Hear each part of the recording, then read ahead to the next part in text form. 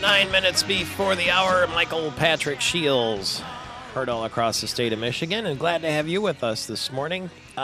Ruth Johnson is the Republican candidate for Secretary of State. She was Dick DeVos's running mate for lieutenant governor 4 years ago, and had a debate just the other day with Jocelyn Benson, her Democratic opponent, and she's on the other end of our line this morning. How are you?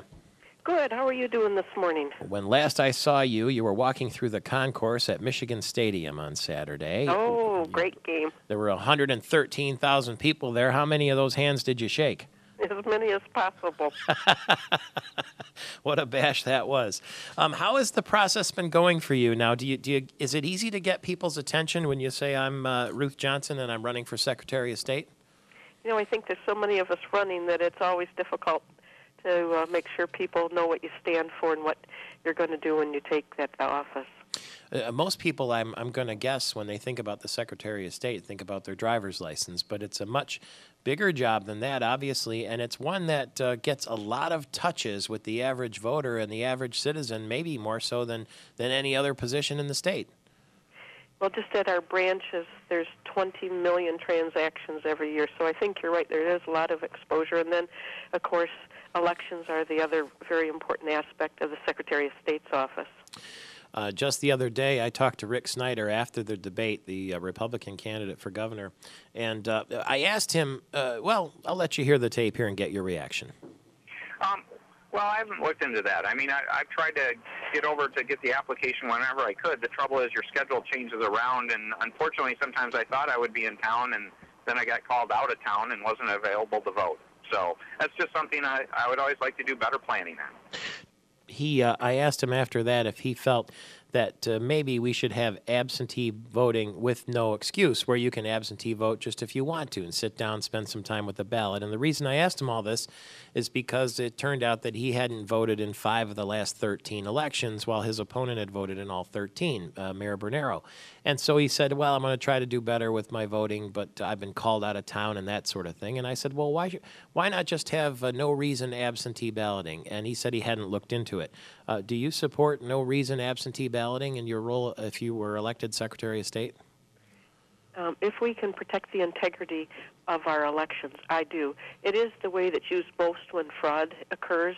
We've had people in Benton Harbor that committed fraud, and they had to actually redo the election, and we have had similar problems in Ecorse where several of the officials were convicted because they had the absentee ballots in their basement, and we're working on them down there. So there are things that we can do, though, that I think would make it a really good option for people that have busy schedules or don't know what their schedule's going to be and have something come up. And the way we do that is photo ID. It is the gold standard of stopping any kind of fraud. First, Michigan's one of a handful of states that does not require photo ID when you register to vote. That has to be changed. And then secondly, if somebody's voting for convenience, they could come in to their clerk's office, show their ID to get their ballot, which takes the ballots out of the mail, and that stops a lot of fraud, and then they can vote and send it back in. So I do support no reason absentee as long as it's more secure. What about the idea of voting, I heard this during the debate, on more than one day? For instance, I thought it was unusual, too, that I think the moderator, Tim Skubic, said, how about Monday, Tuesday, and Friday, or Monday, Tuesday, and Saturday, sort of dividing it up like that. What was your reaction? Well, Michigan is so much different than any of the other states. There's only 4 of us that the local clerks, and that's over 1,600 clerks in the state. We have about 2,000 voting places in Michigan. And so you have all these local clerks conducting these elections. And what would happen is only the clerks that had enough money would be able to expand to those days. So you wouldn't have equal access. Maybe if you lived in a community that was fairly well-to-do, you would have that ability. But if you lived in a community that was struggling, you wouldn't have that ability. That's wrong. And one more piece to that.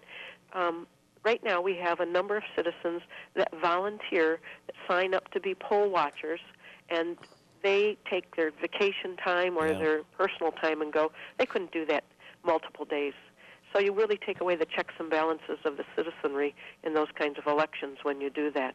How many of the last 13 elections would you guess that you voted in? I would guess 13. 13 out of 13.